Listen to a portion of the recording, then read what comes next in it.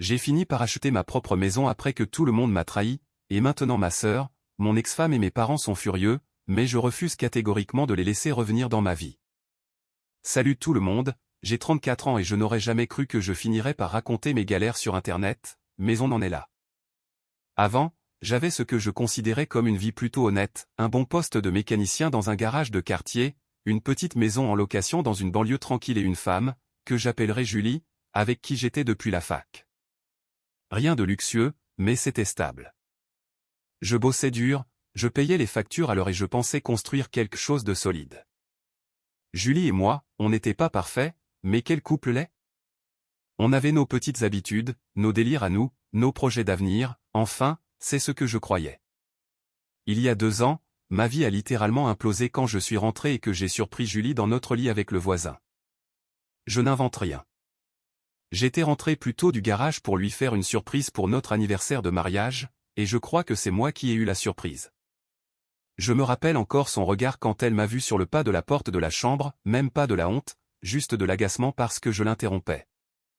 C'est là que j'ai compris que nos 6 ans de mariage étaient morts bien avant que j'ouvre cette porte. Les semaines qui ont suivi n'ont été qu'un flou de disputes, de fausses excuses et de nuits passées sur le canapé de mon pote Michael pendant que j'essayais de ne pas devenir dingue. Julie n'arrêtait pas de dire que c'était une erreur, qu'on pouvait s'en sortir, mais j'ai fini par tomber sur des messages qui remontaient à des mois. Ce n'était pas un accident, elle me trompait pratiquement depuis le début. Le divorce a été un enfer total. Elle a essayé de tout me prendre, même la vieille voiture que j'avais achetée avec mes économies avant même de la rencontrer. Son avocat était un vrai requin en costume qui me regardait comme si j'étais de la merde, alors que moi, je pouvais à peine me payer un avocat commis d'office qui semblait plus intéressé par sa pause déjeuner que par mon dossier. Mais la pire trahison n'est même pas venue de Julie, elle est venue de ma sœur, Amélie, qui a 29 ans. On avait toujours été proches, enfin, je le pensais. C'est une mère célibataire avec 2 enfants, et je l'avais toujours aidée quand elle était dans la galère, payant les fournitures scolaires des petits, réparant sa bagnole gratuitement des dizaines de fois, et j'ai même payé son loyer 2 fois quand elle avait perdu son job. Et comment elle m'a remercié? En prenant totalement le parti de Julie. Pas parce qu'elle pensait que je méritais d'être trompé, mais parce que Julie lui achetait des trucs, des fringues de marque, l'emmenait dans des restos chics, et gardait même les enfants pour qu'Amélie puisse sortir en boîte. Et le pompon, c'est que Julie lui avait promis de lui présenter un pote blindé du mec avec qui elle me trompait. Amélie vendait littéralement sa loyauté pour l'espoir de trouver un sugar daddy. Un jour au téléphone, elle m'a balancé que si elle continuait à voir Julie, c'est parce que les hommes ne comprennent jamais les besoins des femmes et que je l'avais sûrement poussée à aller voir ailleurs. C'est à ce moment-là que j'ai compris que j'étais vraiment seul au monde. J'ai raccroché, je l'ai bloqué, et j'ai pris une décision, j'allais reconstruire ma vie, même si je devais en crever. J'ai emballé les quelques affaires que l'avocat de Julie m'avait laissées et j'ai trouvé le studio le moins cher possible dans une zone industrielle. C'était une cage à lapins, tu pouvais cuisiner, regarder la télé et être aux toilettes sans même te lever du lit. Je me souviens de ma première nuit sur ce matelas défoncé, à me demander comment tout s'était écroulé si vite. 6 mois plus tôt, j'étais marié, j'avais un vrai foyer, je pensais que ma sœur me soutenait et j'étais presque heureux. Maintenant, j'étais dans un appart qui puait le chat, ma femme se tapait la moitié du quartier et ma sœur était dans l'équipe adverse. Le pire, c'était de voir leurs réseaux sociaux. Julie et Amélie étaient devenues les meilleures amies du monde, postant des selfies dans des restos où je n'aurais jamais pu emmener Julie, avec des légendes sur la nouvelle vie sans personne toxique, en parlant de moi évidemment. Elles ont même posté des photos d'un week-end à la mer dont on avait toujours rêvé avec Julie mais qu'on n'avait jamais pu se payer. Faut croire qu'elle a trouvé l'argent dès que je n'étais plus dans le décor. Mes parents n'ont pas été d'un grand secours non plus. Ils n'arrêtaient pas de me dire de faire des compromis parce que le mariage, c'est sacré. Quand je leur ai dit que je l'avais chopé au lit avec un autre, ma mère a juste répondu « Les relations sont compliquées, mon chéri. » Merci maman. Je crois que c'est ça qui m'a fait le plus mal, que tout le monde agisse comme si j'exagérais en étant en colère, comme si c'était moi le mec instable parce que je ne voulais pas rester avec une menteuse. Le point de rupture est arrivé quand j'ai croisé Amélie au supermarché un mois après mon emménagement. J'achetais des pâtes premier prix et du café soluble, ma seule alimentation à l'époque, et elle remplissait son chariot de produits de luxe qu'elle n'aurait jamais pu s'offrir avant. J'ai essayé de l'éviter, mais elle m'a vu et s'est approchée avec un air de fausse pitié en me disant que j'avais une sale mine et en me demandant si je mangeais à ma faim. Avant que je puisse répondre, elle s'est mise à me raconter à quel point Julie était épanouie et combien son nouveau mec était généreux, qu'il les avait tous invités dans un grand resto le week-end dernier.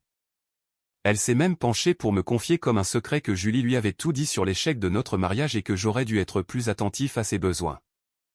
Je l'ai juste regardée, incapable de répondre. Ma sœur, que j'avais aidé à élever quand notre père s'était barré quand elle avait 12 ans, me disait en face que je méritais d'être cocu. Elle a même ajouté avec un petit sourire que le nouveau mec de Julie avait peut-être un pote pour moi, quelqu'un qui pourrait me payer des meilleures courses que ça. J'ai laissé mon chariot en plein milieu du rayon et je suis parti sans dire un mot. Ce soir-là, j'ai élaboré un plan. J'en avais fini de m'apitoyer sur mon sort et de laisser ces deux-là me faire croire que j'étais le problème. J'allais repartir de zéro et réussir tellement bien qu'elles finiraient par s'étouffer avec leurs propres paroles. Mon objectif était simple, bosser comme un malade jusqu'à pouvoir m'acheter ma propre maison, une vraie, pas un studio déprimant, un truc à moi que personne ne pourrait me retirer. La vengeance aurait un goût sucré. Ma routine est devenue insensée et probablement pas très saine, mais je m'en foutais. Je me levais à 5 heures du mat, je faisais un peu de sport, et j'étais au garage à 6h30. Je bossais jusqu'à 19h ou 20h, parfois plus tard s'il y avait des urgences. Ensuite, j'avalais un truc rapide et je révisais mes cours de comptabilité et de gestion en ligne jusqu'à ce que mes yeux se ferment tout seuls. Mes week-ends n'étaient pas mieux, je faisais des réparations au noir sur les parkings, des vidanges, des freins, tout ce qui pouvait me rapporter du liquide. Mon patron, Richard, a commencé à me donner plus de responsabilités. D'abord les commandes de pièces, puis les plannings et les devis clients. Au bout de 6 mois, c'est pratiquement moi qui faisais tourner la boutique pendant qu'il jouait au solitaire dans son bureau. Un jour, en fermant le garage, il m'a dit qu'il n'avait jamais vu quelqu'un bosser aussi dur en 30 ans de carrière et m'a demandé ce qui me faisait courir. Je n'ai pas eu envie de lui raconter toute l'histoire sordide, j'ai juste dit, je veux acheter ma maison. Il a hoché la tête comme si c'était la meilleure raison du monde. Ce simple compliment a compté plus pour moi qu'il ne l'imaginait. Dans un monde où tout le monde me traitait comme le méchant, avoir quelqu'un qui me disait « bien joué » était énorme. Le plus drôle, c'est que même si je ne m'arrêtais jamais, je commençais à me sentir mieux. L'activité constante m'empêchait de déprimer, et voir mon compte en banque grimper chaque mois me donnait un but. J'avais encore des mauvais jours, bien sûr, quand je voyais une publication de Julie ou d'Amélie, ou quand une cliente me rappelait mon ex, mais c'était de plus en plus rare. Les cours en ligne étaient rudes, je n'avais jamais été un grand élève, mais je m'accrochais, révisant pendant mes pauses déj ou dans mon lit. Peu à peu, j'ai commencé à comprendre comment améliorer le business de Richard. Il faisait tout à l'ancienne, sur papier, sans aucune analyse des coûts. Un soir, je lui ai montré un tableau que j'avais fait, analysant les profits sur les 6 derniers mois, les fournisseurs les moins chers et les services les plus rentables. Il m'a regardé comme si j'étais un magicien. C'est là qu'il m'a dit qu'il pensait prendre sa retraite et m'a demandé si ça m'intéresserait de lui racheter le garage un jour. Je n'en revenais pas. Devenir mon propre patron?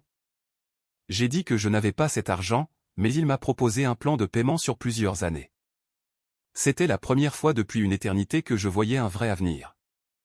Cette nuit-là, j'ai ajouté un nouvel objectif à ma liste, non seulement la maison, mais aussi le garage. 1 an plus tard, les affaires tournaient à plein régime, le chiffre d'affaires avait augmenté de 30% grâce à mes nouvelles méthodes. Je n'avais plus de vie sociale, mais je m'en fichais. Puis, j'ai commencé à entendre des bruits de couloir sur le paradis de Julie et Amélie. Le mec avec qui Julie m'avait trompé s'était barré avec une autre 2 mois seulement après notre divorce. Il n'avait jamais voulu rien de sérieux. Et le fameux pote riche promis à Amélie? C'était juste un mytho plein de dettes qui faisait semblant d'avoir de l'oseille pour draguer. Quand Amélie l'a enfin rencontré, il a essayé de lui faire payer le dîner. Les séances shopping se sont arrêtées, les vacances aussi. Julie avait cramé tout l'argent du divorce pour impressionner son mec, et Amélie, qui avait démissionné de son boulot de bureau en pensant trouver un riche, galérait à retrouver du travail. J'ai appris tout ça par Michael, mais je n'ai pas ri, je n'ai pas dit « je vous l'avais dit », j'ai juste continué à bosser sur ma boîte de vitesse. Mais intérieurement, je savourais le retour de bâton de la part du karma. Richard a alors décidé d'accélérer les choses pour la vente du garage car sa femme avait des problèmes de santé et il voulait partir s'installer dans le sud, au soleil. Il m'a proposé de devenir propriétaire officiel d'ici Noël avec un échéancier très avantageux. Au même moment, j'avais enfin assez d'économies pour l'apport d'une petite maison de ville très sympa dans un quartier correct. Le jour où j'ai signé le compromis de vente pour la maison, j'ai reçu un message d'un numéro inconnu, c'était Amélie. Elle disait qu'elle avait changé de portable et qu'elle voulait qu'on se revoie, que son frère lui manquait et que la famille devait rester soudée. Je n'ai pas répondu, j'étais trop occupé par mon déménagement. Quelques jours plus tard, elle a recommencé, cette fois sur un ton moins sympa, me reprochant de l'ignorer après tout ce qu'elle avait fait pour moi. J'ai failli m'étouffer, elle parlait de quand elle me crachait dessus quand j'étais au plus bas. J'ai juste répondu, trop de boulot, on verra plus tard, ce qui voulait dire jamais. Quand je suis enfin rentré dans ma nouvelle maison, j'ai ressenti une fierté immense. J'avais réussi tout seul pendant que ceux qui étaient censés m'aimer pariaient sur mon échec. 3 jours avant d'être totalement installée, Amélie a débarqué chez moi. Elle n'avait plus rien de la femme arrogante du supermarché. Elle avait l'air épuisée, mal fringuée, et elle avait ce regard désespéré de quand elle veut de l'argent. Elle a essayé de faire comme si de rien n'était, mais je suis resté sur le pas de la porte. Quand elle a vu mes cartons et a compris que j'avais acheté une maison de 3 chambres, ses yeux se sont illuminés. Elle m'a sorti son baratin, son proprio l'expulsait, les loyers étaient trop chers, et elle pensait qu'on pourrait s'entraider en emménageant avec moi. L'audace du truc était incroyable. J'ai juste dit non. Elle a essayé de me faire culpabiliser avec ses enfants, disant qu'ils allaient finir à la rue parce que j'étais égoïste. J'ai éclaté de rire. Je lui ai demandé où elle était quand je dormais chez Michael et qu'elle riait de ma situation avec Julie. Elle est devenue livide. Elle a avoué que même nos parents ne voulaient pas l'aider parce qu'ils voulaient leur tranquillité. Je lui ai répondu avec ses propres mots, c'est ton problème, et j'ai fermé la porte. Pendant 5 minutes, elle a frappé en hurlant mon nom, puis elle est partie. Le lendemain, mon téléphone a explosé. Mes parents m'ont harcelé de messages, me sortant le grand jeu de la culpabilité chrétienne, on ne t'a pas élevé comme ça, la famille d'abord. Mon père m'a même dit qu'il était déçu par l'homme que j'étais devenu. C'était l'hôpital qui se foutait de la charité. Ils voulaient juste que je récupère Amélie pour ne pas avoir à s'en occuper eux-mêmes. Puis, le message ultime est arrivé, Julie. Mon ex-femme se permettait de me donner des leçons de morale, me demandant de reconsidérer ma position pour Amélie, disant que ce n'était pas l'homme qu'elle avait épousé. Je lui ai répondu, l'homme que tu as épousé est mort, c'est toi qui l'as tué. Ne me contacte plus jamais, et je l'ai bloqué. J'ai emménagé officiellement, j'ai installé un système de sécurité avec caméra partout, et j'ai posté une photo de ma nouvelle vie sur Facebook. Les réactions ont été immédiates, Amélie a fait un post public dramatique sur l'argent qui change les gens, mais je n'ai pas réagi.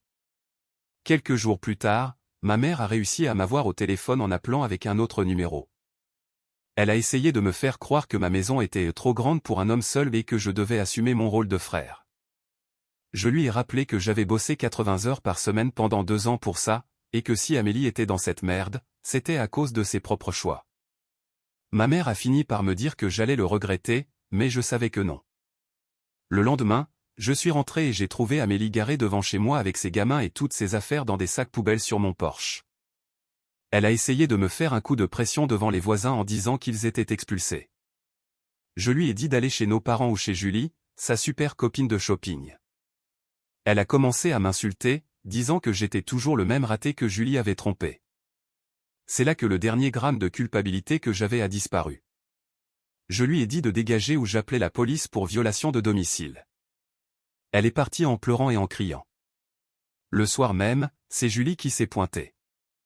Elle était méconnaissable, dévastée. Elle a essayé de me faire le coup du « je t'ai toujours aimé », me racontant que son amant était parti avec tout son fric. Elle pleurait, me demandant si elle ne me manquait pas. Je l'ai regardée bien en face, j'ai souri et j'ai dit, pas le moins du monde, avant de lui claquer la porte au nez. Mes parents ont fait une dernière tentative en venant chez moi pour me dire que je n'étais plus leur fils. J'ai hoché la tête et j'ai répondu, vous avez raison, le fils que vous aviez se laissé marcher dessus par tout le monde, mais ce mec-là est parti. Je les ai raccompagnés à la porte et je l'ai verrouillé. Aujourd'hui, je possède mon garage, j'ai ma maison, et pour la première fois de ma vie, je respire vraiment. Je n'ai plus besoin de leur validation, et je n'ai jamais été aussi libre.